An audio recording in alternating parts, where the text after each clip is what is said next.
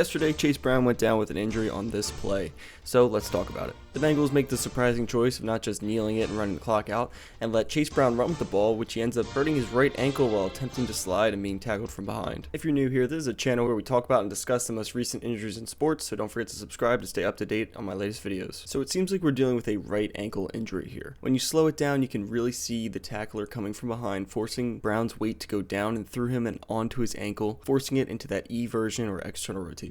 First, I thought maybe this was just a bad slide, but after watching the replay a couple times, I really do think it's because of the tackler forcing their weight down and through him. So pay attention to that right ankle, because if we freeze it right here, we can assess that ankle position by using some landmarks. So if we take a look at our knee here, which is pretty much pointing straight down or straight at the turf, and then our calf is sitting right behind our thigh. So for the most part, we can assume that the tibia is pointing straight forward. It might have a little bit of rotation following the ankle, but I would say it's pretty much straightforward here.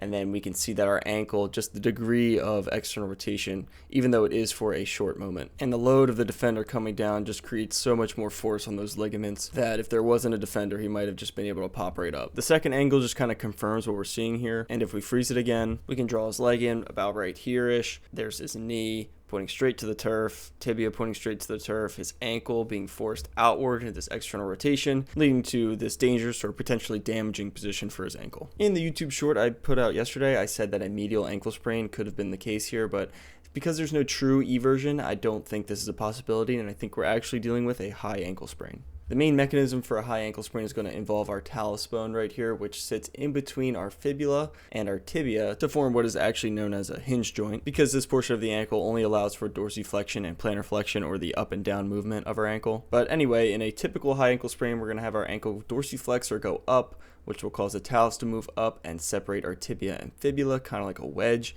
And then the E version only increases the separation of our tibia and fibula, causing our high ankle sprain. Now, in Brown's case, we only have the E version component, which is still going to be a problem because that talus is going to twist. And remember, like I said, it's a wedge in between those two bones, forcing them to separate. What a high ankle sprain really is just an injury to this ligament right here, which holds your tibia and fibula together. It's called your anterior inferior tibiofibular ligament. So while this is bad news for Bengals fans, Chase Brown was able to walk or limp off the field by himself. So from this limited knowledge, I would expect that's more of a grade 1 to grade 2 mild to moderate high ankle sprain. Now, obviously, I don't have all of the information on this injury, but I would expect Chase Brown playing next week to depend on where the Bengals are at. If they're in contention to be in the playoffs, maybe they would try and risk him and play, but if their playoff hopes are pretty much dead, we might see him rest next week. Let me know your thoughts on the injury in the comments below, and don't forget to like the video and check out the other videos on my channel for more injury breakdowns.